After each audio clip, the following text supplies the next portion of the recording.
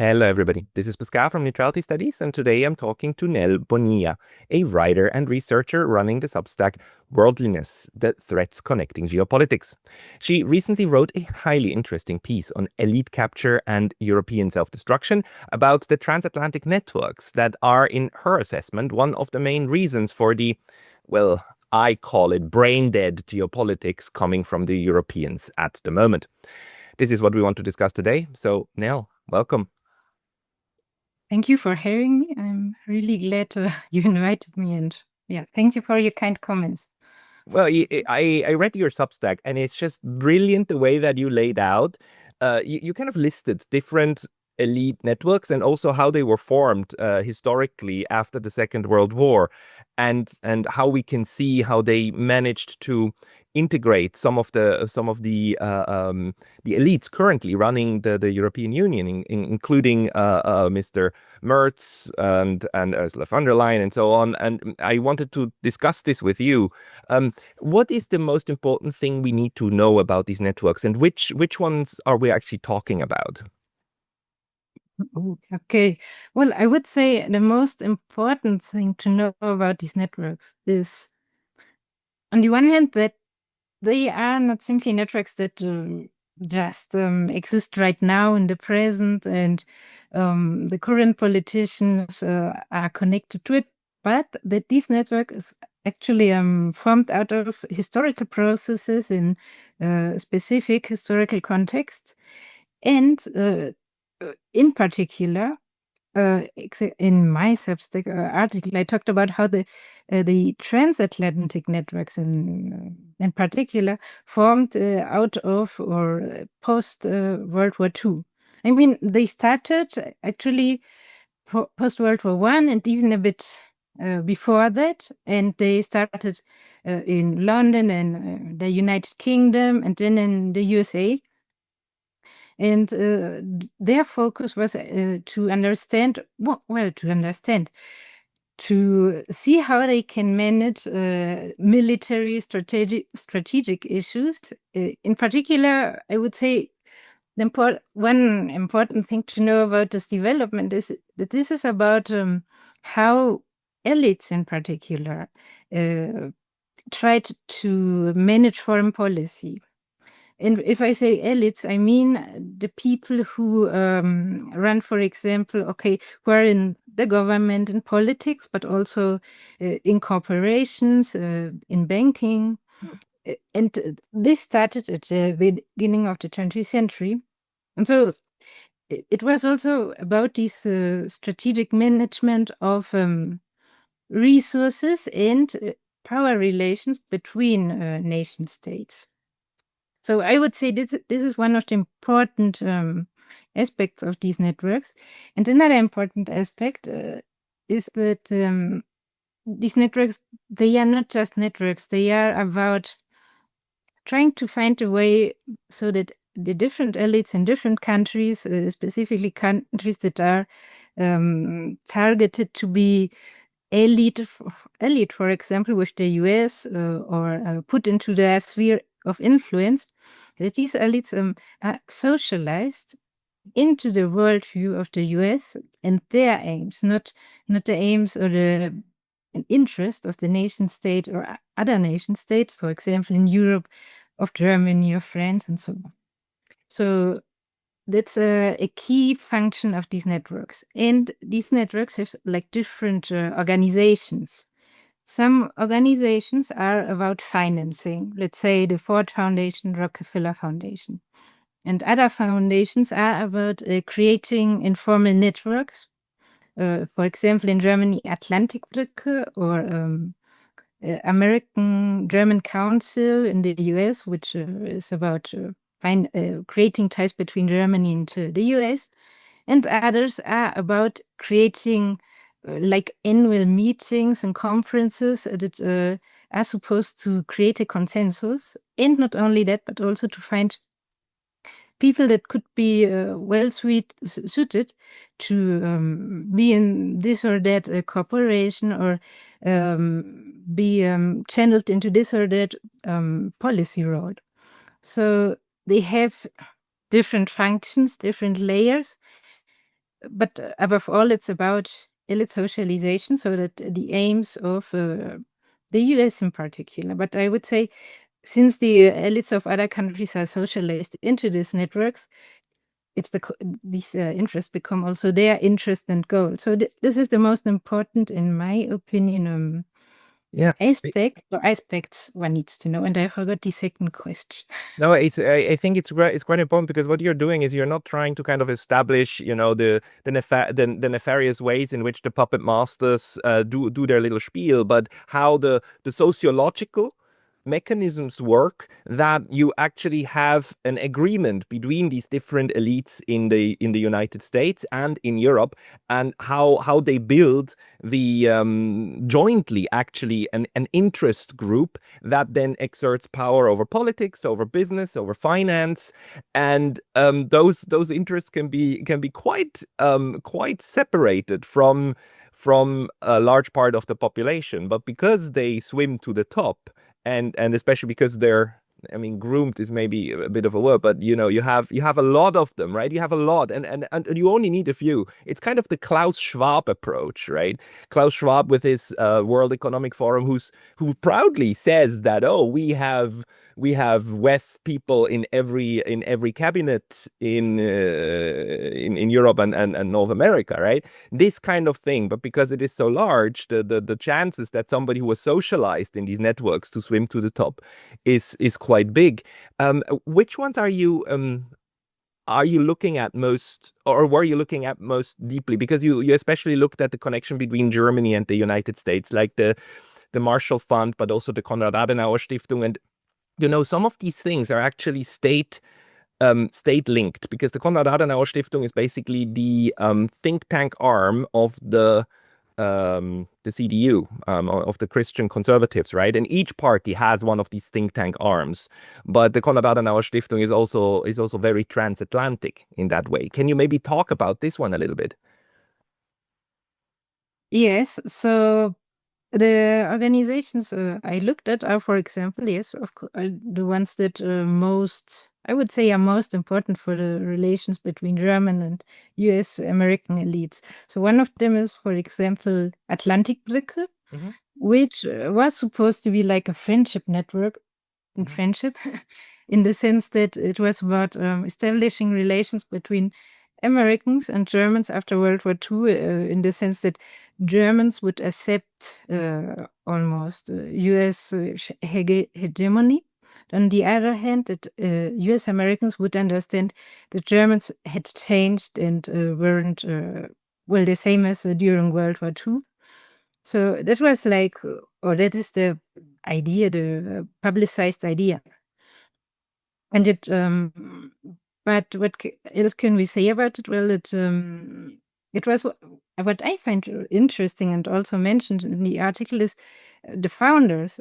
The founders, for example, one was Erich Warburg, which came from a banking dynasty in Germany. Then he went to the US and made connections with other bankers there. And then there was another woman who was whose name was Marion Denhof, and she was a countess, and she had links or networks with George F. Kennan, and also with Foreign Affairs, or the Council of Foreign Relations in the US. And what I find interesting, apart from that, these are well-connected people, and not only well-connected people, but persons who already had a good, how can you say it, role position in Germany during World War II, or before it, and then after it as well. They went to the US, they made friendships, networks, and so on. And what the US particularly sought, as well as the Germans who established such networks as Atlantikbrücke, was to find people who had the idea of, not the idea, but an ideology of anti-communism, because one of the goals of the US was to make Western Germany anti-communist, but also accepting of US leadership, so to speak. So this is one of the interesting parts about, for example, Atlantic Brücke, which was founded in the 1950s. And what else can we say about and since it was founded, how did it go about achieving these aims of, for example, making sure that Germany, Western Germany, remained anti-communist? Well, it was the same as how they were founded. The thing they did was set up meetings, study tours, scholarships in the US, things like that, with other politicians and corporate financiers, etc., and make sure or persuade them about the, let's say, the benefits of US as the hegemony and things like ideas like these. And this is how they, for example, tried to, the SPD in Germany, in contrast to the CDU, the SPD was more of a leftist or workers' party. And the Atlantic Brücke, in tandem with their brother or sister organization in the US, which is called the American Council in Germany,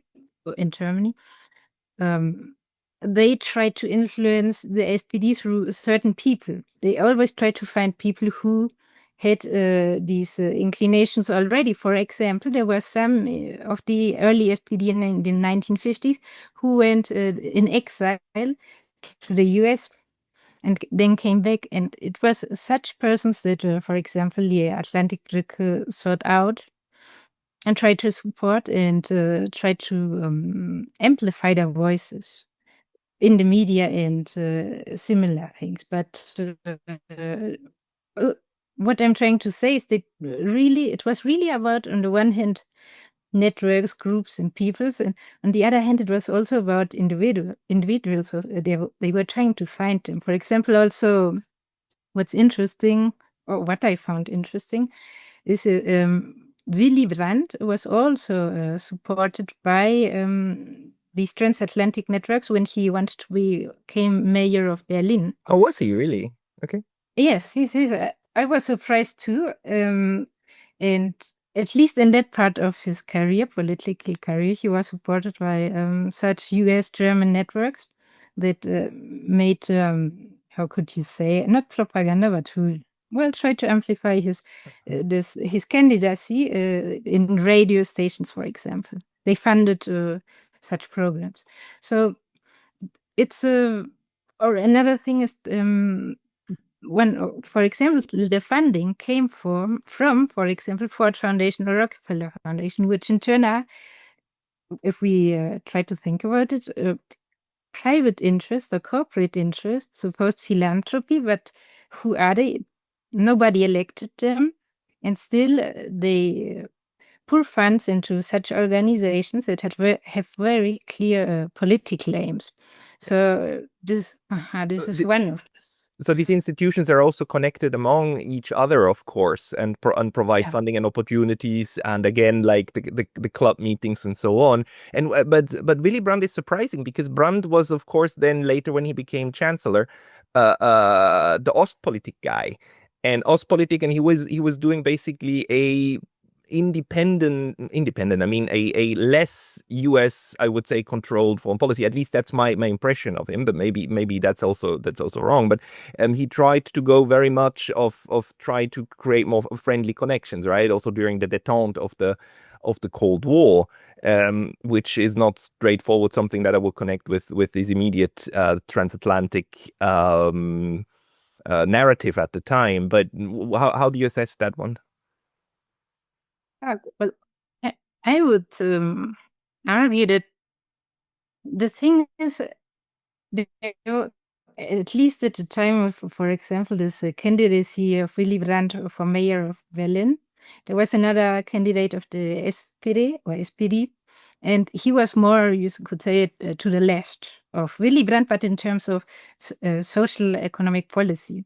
And this was also something that these transatlantic organizations tried to I don't want to say erase, but they wanted to avoid that such important parties as SPD, CDU not, but SPD would stay clear of Marxist or socialist ideas. So the other candidate was Willy Brandt. So at least in that part of his candidacy for Berlin, they tried to support him.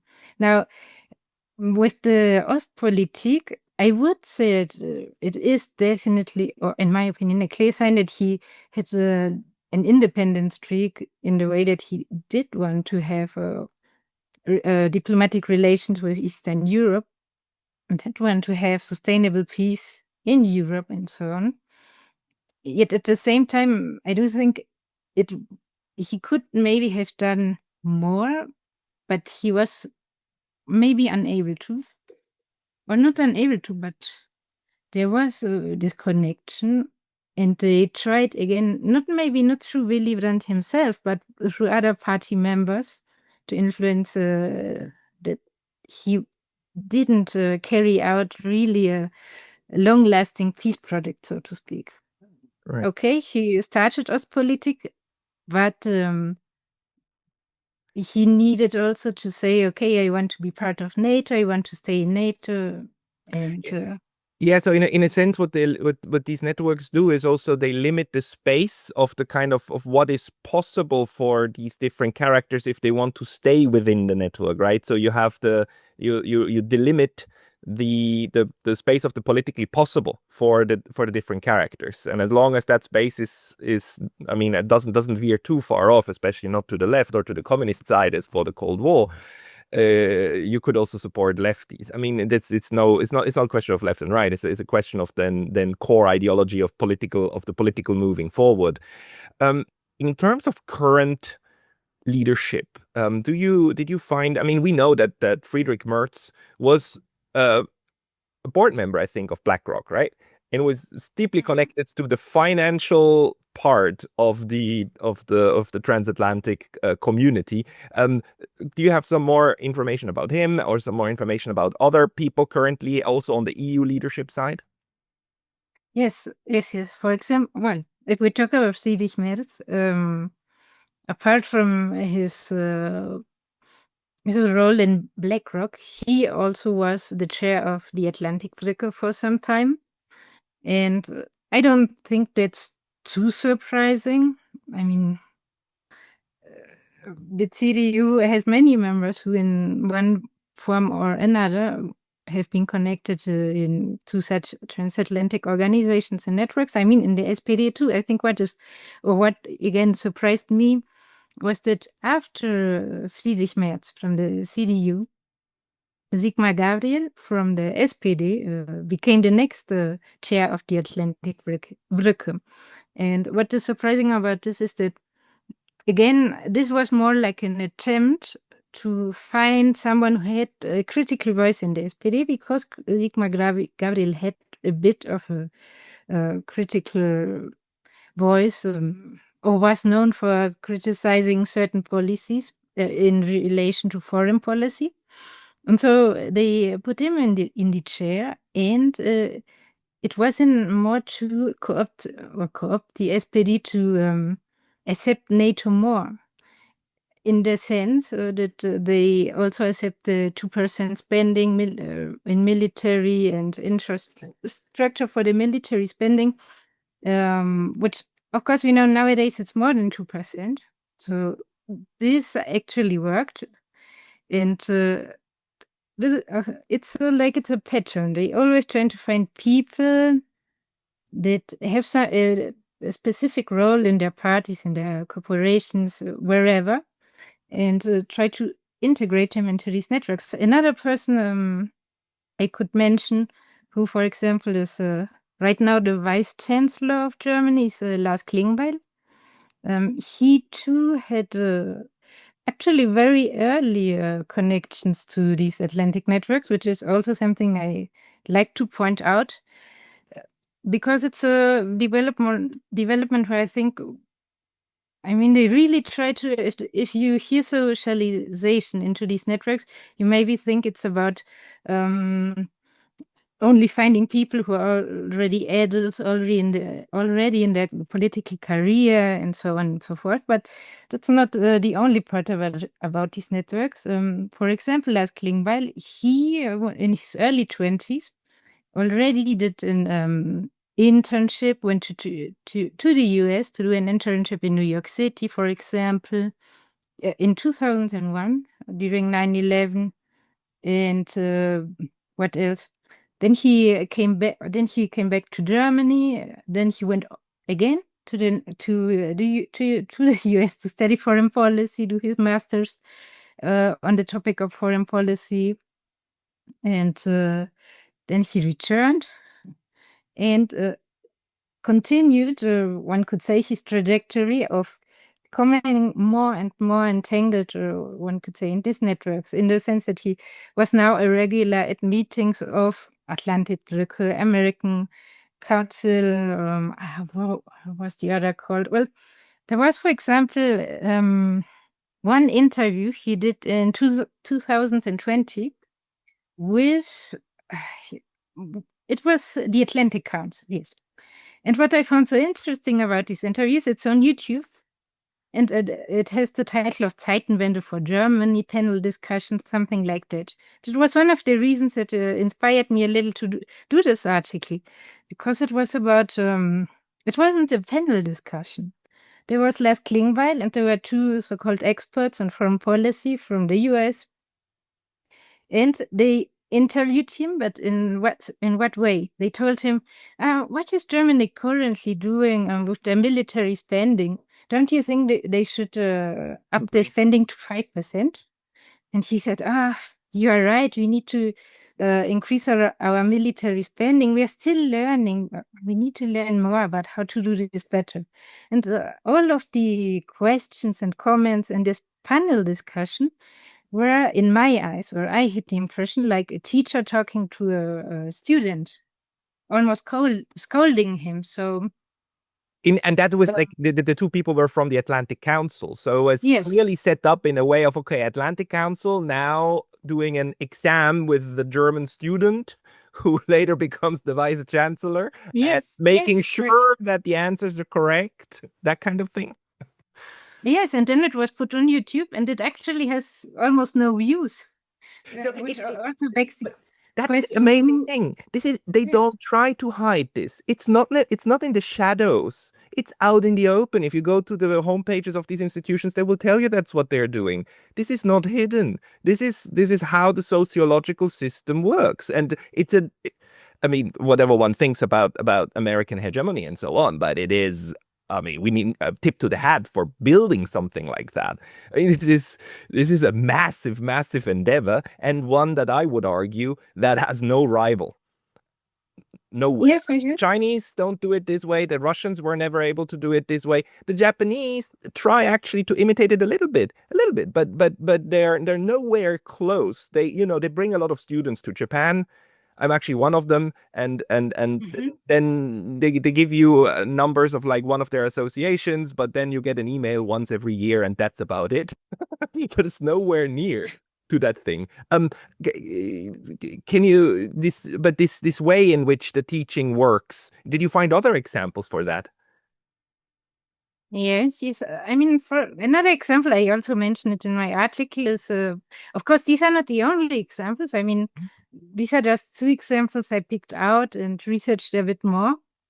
But if we look at different members of Friedrich Merz cabinet, but also of the previous cabinet of Olaf Scholz, many have these types of ties. But one that I found also very interesting, and which is why I also put it as an example in my article, is the person of Jakob Schröd.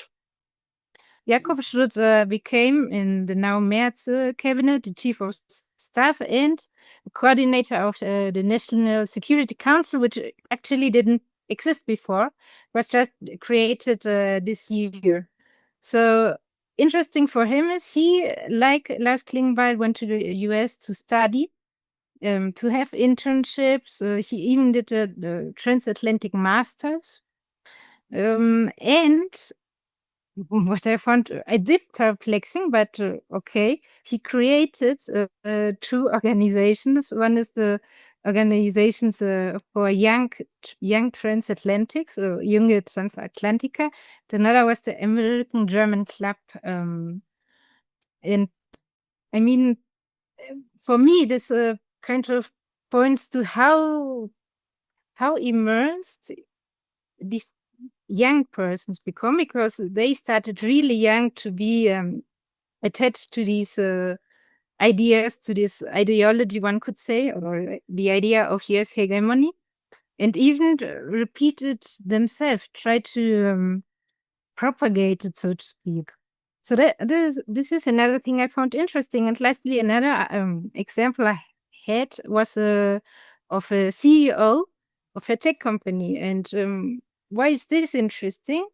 It was of the tech company which is called Helsing AI, which I don't think many people know about. I didn't, and it's a company that constructs and creates drones for war and surveillance.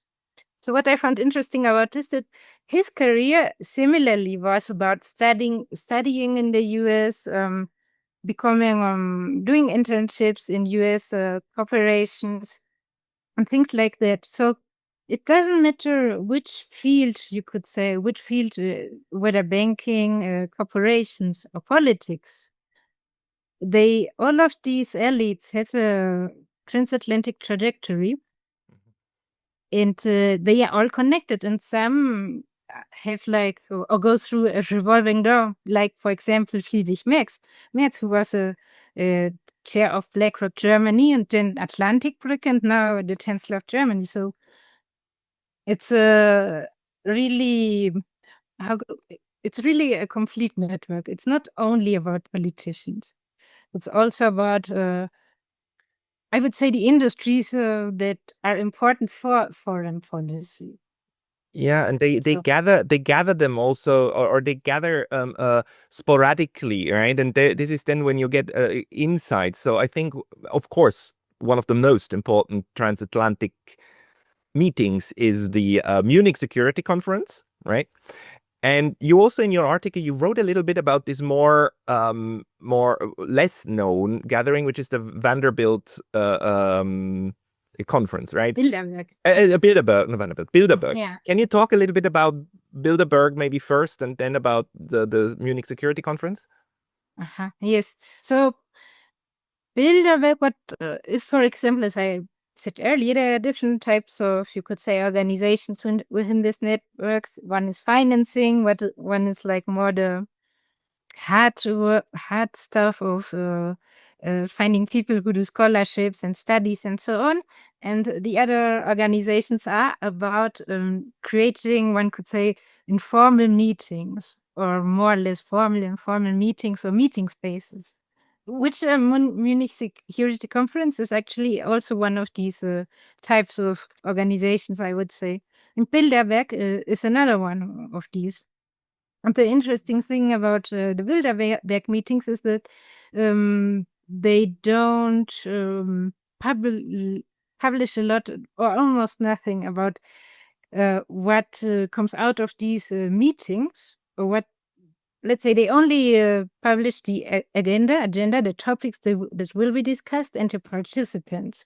And it exists again since the 1950s, and it's a yearly meeting. And what's interesting here is also that since it has started, it was already transatlantic. Most, I think 20% or so, 40% are from the Anglo-Saxon countries, especially the US and the UK. And the rest are mostly, part of the participants are mostly coming from Europe.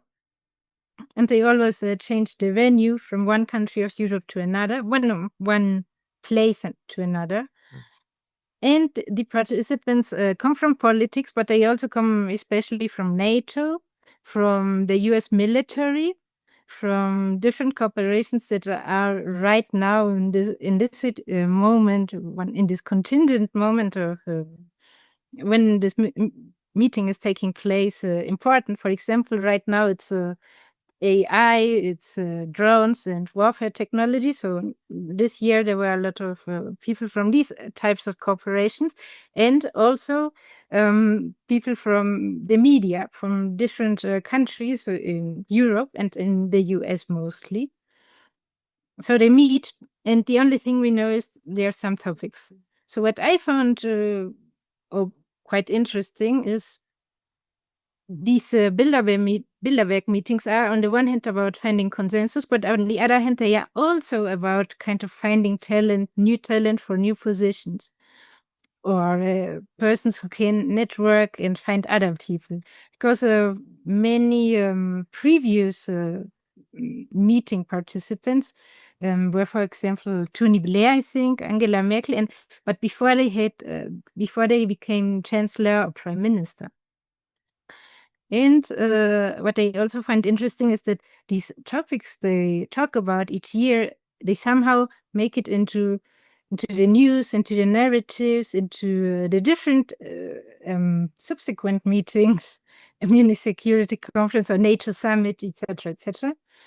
Although I wouldn't say, or I don't think all of these topics start in Bilderberg always, or like it's Bilderberg that sets the agenda for the year. I would say it's indeed like something. How do you say? So an exchange between the different meetings and organizations, and then and of course the events that are happening. So and then they probably decide which events are going to be on the agenda. So one thing, for example, that I found there where I thought, oh, that's strange, is this year there was the topic of proliferation. It was not about non-proliferation, which is about not proliferation, you're not proliferating the technology for nuclear weapons, but it was the topic proliferation, which means the Spreading. How do we spread? spreading. How do we Yeah. increase the number of bombs and missiles and shells Exactly. and drones? Yeah. And I thought, what? So, and then I found, oh, okay, it was also the topic of another similar meeting, which is a tech corporate meeting, but also foreign policy, which is called GlobSec. Also this year had this topic proliferation. And then this year's NATO Summit, which came afterward, also discussed a bit about proliferation. And so So they also pick the agenda according to certain priorities within the networked community, right? And then you get the constant stream of discussions and a constant like the drumbeat of how these people then think.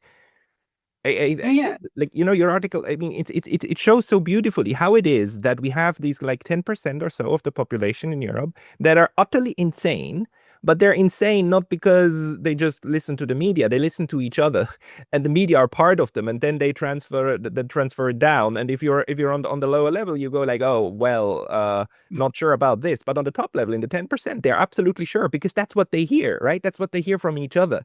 That's their whole socialization. That's like 50 years of their career trajectory. And the network was these institutions. There's so many of them, right? Do you have this example that you also gave, like Angela Merkel is also part of this, but Angela Merkel was, of course, a member of the SED, of the she was already a politician in the East, in the DDR, right, in East Germany. But do you have any information how she was integrated later? Because she was already on a good level in the GDR when the GDR was then merged into Western Germany, and then it took her only, what was that? It was like a little bit more, 15 years until she became chancellor, 12 years until she became chancellor. How did that happen? Yeah, that's an interesting question. I must say I have not researched her much more, but I would argue or suppose that since she entered the CDU after the fall of the Berlin Wall and the reunification of Germany, and since she had already, I mean, this is also interesting. She had this background of being the daughter of evangelical pastor. So her father was a religious person, ordained. And I think he also had the ability to travel to Germany, Western Germany, but don't quote me on that. But her father was a religious ordained person. So this experience, or I would suppose this experience led her to then become part of the CDU and the new reunified Germany. And the CDU itself had already, and from the beginning, all these ties and these networks. And I'm not sure how she then became, or how she then was. She became chancellor, but I would almost say it might be also because she had this past from being raised and born and so on in the GDR. Like it was this idea of she would be more popular to be voted in as chancellor than other politicians. I mean, these are just suppositions because I must say here I didn't do the research for Angela Merkel, but yeah. There, I don't want to speculate too much. No, okay, sorry. It's we would need to look into this like in much more detail. It's just like the networks that you described, they're made out of many individual cases, right? Of institutions and of course personalities. Is there any, what else is there important to know about them, of how they work? And do you have any examples of people who dropped out of them? I mean, I have one example, and this somebody who was on this channel before. That's Ulrike Gero. Ulrike Gero says of herself, she was part and she was being given around and handed around in order to sing the praises of the European Union until she realized that things were going wrong. And when she was speaking about that, she was dropped like a hot potato, and is now fighting for her academic career. Do you have other examples or information on such cases? Yeah, well, and people who dropped out. I mean, apart from Ulrike Gero, I didn't think about it, but it's true. She dropped out. But like recent case, not. I mean, in my article, I also spoke about Willy Brandt a bit and Olaf Palme. Olaf Palme. Yes, but they were not part actually of these networks. Olaf Palme, for example, studied in the US, but he studied there before there was this stark or this intensive search for connections and people to influence. Well, to influence, to educate, to socialize, integrate. And so someone who dropped out, I must say, apart from Ulrike Gero, no. Outliers, okay, they existed, but again, this was more like about, in my example, these were outliers because they weren't so near, so geographic, well, near in the space of the transatlantic alliances or even the territory of it, and had other experiences. So, but nowadays, for example, I find interesting, okay, Ulrike Gero dropped out because she was ostracized. So maybe Gerhard Schröder, but I'm actually not sure how much he was integrated into these networks. Gerhard Schröder was also a chancellor of Germany. Yeah, for only 4 years, an SPD chancellor, and he's today in Germany. He's also hot potato because he's friends with Vladimir Putin and with the Russians, and he dared not to cut ties and even stay on the board of an oil company. And he's treated like basically a traitor, right? In the media. And he also had proposed talks with Russia, and all of this didn't go well. But I mean, these are, for example, Gerhard Schröder, I would say, would probably be more someone like who dropped out too, kind of. Right. Yeah. But on the other hand, I would also say there are people who are not integrated into these networks, but who are still in politics, which are some members of some some opposition parties, who just didn't who weren't part of this and didn't want to be part of these networks, but who also don't have any leading positions. So, but no, I don't have a dropout apart from Gerhard Schröder. Yeah. Do you know, because some of these networks were also replicated or tried to be replicated for other regions of the world, right? I mean, especially Japan and East Asia. And one of the things that is well known is that a lot of also Chinese, like very high politicians, have their sons and daughters study in the United States. I mean, the U.S. until very recently was a prime destination for students to study because of the quality of the education you could get there, especially university education, right? Why is it that we don't see in, let's say, also with China, Southeast Asia, and also with Africa, we don't, at least in my perception, we don't see the same kind of integration happening. Do you have any hypothesis on that? Yeah. Yeah, would have. I mean, I have a hypothesis on that. So I would say it depends on the continent, on the countries, because and on the historical context. Because okay, why is it just so intensive, so entrenched in Europe? It's because of historical reasons. The US wanted to keep Europe in its sphere of influence. It didn't want it to go to the Soviet Union and so on.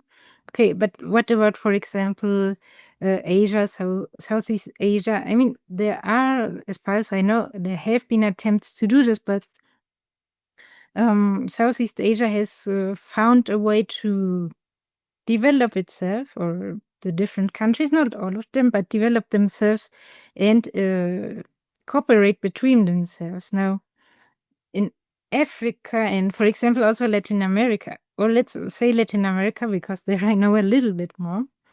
It was more like the US. So this is also our sphere of influence.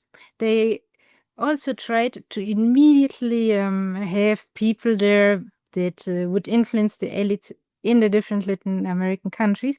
But in some countries, some parts, they actually started out, you could say, but by force, also by domination, not by trying to establish hegemony. For example, by enforcing or by supporting, let's say, military dictatorships, for example, in Latin America. So it was by force. But the elites of these, the political elites of these military dictatorships, of course, then also were, in this case, parts or integrated into the US hegemony, because also there were people who studied in the US actually and had ties to the US. Now, these are probably not as or were not as formalized as the ones in Europe, because again, I think that there was an element or more of an element of force to dominate the different Latin American countries. Also meant that they didn't need so much to influence the elites, and if the elites already then got hold of the resources and so on, or not resources, rather the money that came out of the privatization of all those resources, then they didn't need that much more work to have them in this ideological sphere, or they were already persuaded just by that, just by these facts, by these events.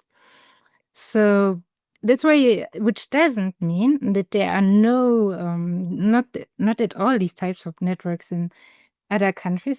For example, in Latin America, they are, and there is financing going on from the US to other parts, other countries. But again, it's not like it doesn't have this official naming of we are a transcontinental American organizations, for example. There, it's more like, okay, it's the USAID or the NED, and they fund different organizations in the different countries of Latin America. Now, I don't know if this might be similar in Africa. There, I don't. Yeah. I could imagine it might be. But so that's how that's my hypothesis why it's not as entrenched, not as official and institutionalized. Yeah, but it's a nice hypothesis because I think you could clearly show how in Latin America the United States was much more involved in direct regime changes. I mean, we know all of that, Chile, Allende, and others, and Brazil too, and so on, and Central America as well, right? We know the Contras affair, and that is more of a traditional great power, hard power, military and intelligence approach of domination. Whereas with Europe, apparently the strategy was not regime change, but ideological capture. And that ideological capture, when it works, you don't need to go to regime change. You don't need to resort to more, right? This is kind of a best case scenario. And in the other spheres, you already have domination through military and intelligence connections. So this would make sense in terms of, the different strategies and the different policy tools available in order to exert dominance. So the Europeans, in a sense, are dominated and neo-colonized in their cognition. And therefore, as you point out in your article, how do we explain that the Germans just ignore Nord Stream and then even are willing to promise 5% and, stuff that clearly, utterly will hurt them? But it's within it's within the interest and the epistemic community of the groups that champion these approaches. So it's not at all irrational for the individual. It's just not in the traditional sense of national interest of how we would define the interest for the great majority of the people, right? Exactly. I would also add that another thing that one might consider with these elite networks is that they do have their bases in certain nation states, but they are also, these elites, these people often are transnational, which means they often live and travel between different places. And I would say this also and they have also different histories. I think all of this influences in a way their allegiance to, for example, US aims rather than those of their fellow citizens. And what I also found very, very interesting, and which is very essential, I would say, to see in the current moment, for example, for Europe, is that it's almost like the US elites are trying to create two narratives for the different European factions, or the two different European factions they have identified that are currently more or less popular in Europe right now. And then they speak, different parts of these US elites then speak to these two different groups and tell them a narrative that ultimately goes to the same aim or goal, which is a rearmament, remilitarization of Europe. So there's one which you would call the liberal ideology, elite point of view. They say, okay, the problem is the liberal world order is crumbling. There are so many anti-liberal forces right now. On the one hand, Trump. On the one hand, Putin. This means you have to rearm, you have to remilitarize. And that's what they tell Europeans or European elites. And then there's the other faction that is more like conservative, ultra-conservative, and they say, oh, well, we need to restore our values and morals and all of this. And one of these things you need to do then is to remilitarize, rearm, and be ready for any threat and show strength in all of that, which is more like the Trump narrative. So that's one thing I have noticed recently. So there are also, even though they all converge, you could say, to the same policy goals, they are still kind of different ideologies behind each of these. and within all of these elites. They cater to the different factions. I mean, in one of the popular expressions in order to talk about in our part of the internet to talk about the U.S. system is the uniparty, right? Okay, you have a two-party system. You have two ideologies that say that they're different from each other, but they both basically point toward the same policy goals. Therefore, whichever you choose, you will get the same kind of outcome, and the outcome is a militaristic one. It's an interventionist one. It's one that dominates abroad, right? Just through two different narratives, and in a sense, the U.S. elite networks kind of replicate that in these foreign constituencies, that then you leave very little space for other approaches, and those approaches are then like heavily fought on a narrative level, right? If we again go to Germany, the way that the AfD on the one hand, which is a traditional nationalistic party, and the BSW, Bündnis Sarah Wagenknecht, which is a traditional like left-wing party, how they are being ostracized from the political process in order to keep them out from this mainstream pro-war party. Is that a fair assessment? I would say yes, and I still would add a little bit to it. I would say yes, definitely, but at the same time, for example, the AfD, in my opinion, they are also, which is here. This is the example. For when was it? Last year, I think, end of last year or at the beginning of this year, Elon Musk openly supported the AfD, and I think even JD Vance, and so. The thing is, so they try to, for example, within the AfD or AfD, they try to support the narrative about remilitarization. Yes, there were some voices, some politicians who said, no, we should really cooperate with Russia and so on. But they actually right now are trying to elevate the voices that have the other narrative about remilitarization, about going to war, and that Russia is the enemy, and all of these things. So this effort to undermine or to undermine alternatives and to support those that can support their policy goals or their US hegemony goals is ongoing. Yeah. So It's I would say, yeah.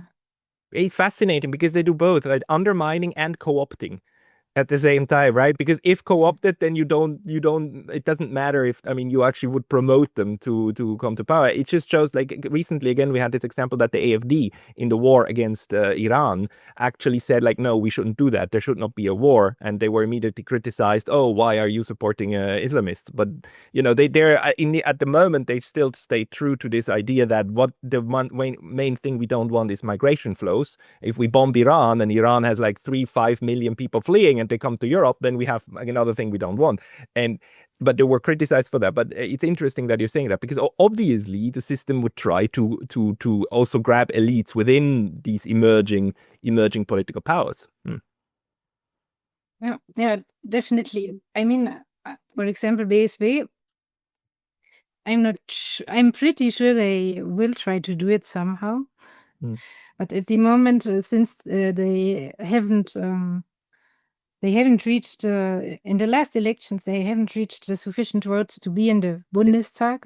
I think they are now seen less as a threat than before. So that's also one point.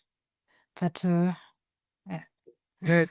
It's very good. I mean, yeah, we are nearing the 1 hour mark. Is there any additional piece of information that you would like to give us about these elite networks? Something we haven't talked about yet? Or yeah, please. I mean, this is more like an historical anecdote or about these networks, but which again I find like it shows so much what these elites are willing to support. So in the 1950s, Germany also created their own think tanks, for example, SWP and DGAP and SWP. was founded actually by a man who was part of the, you could say, secret services of the Nazis during the Second World War. And then after the World War, he went to study or have a, yeah, he had a study trip in the US, and there he learned about think tanks.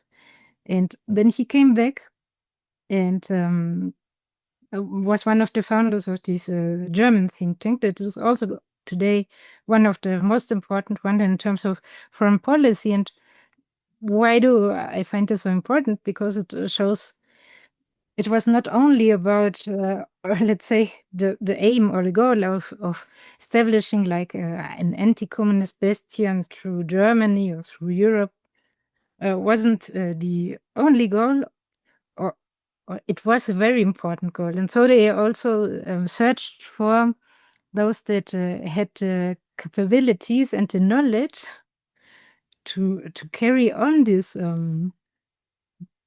type of intelligence, you could say, research work, even if they were, for example, part of the Nazis. But I mean, this is just similar to how the US today supports different factions in these proxy wars that also are very, very radical and not at all liberal. So, but that's one point, that even in these networks, such persons could be supported and integrated. Yeah. Thank you. No, this is important to keep in mind. It's not a one-way game. It's a multi-level game, and it works through the integrations of the different types of societal actors. So really, the regime change part is really only one, but the think tank and the elite networks is another part, another arm of the way that the system works. Nel Bonilla, like, if people want to read more from you, where should they go? I suppose your Substack, or do you have other places where you publish? Well, currently just my Substack, which is the mindness Substack.com. So like the mind and then ness. It's a strange name, but a Worldliness Substack. I'll put the link into the description, so people just go to the description and then sign up to Nel's Substack there. We will talk again. I'm also looking forward to your next research papers and so on. Nel Bonilla, thank you very much for your time today. Thank you for inviting me.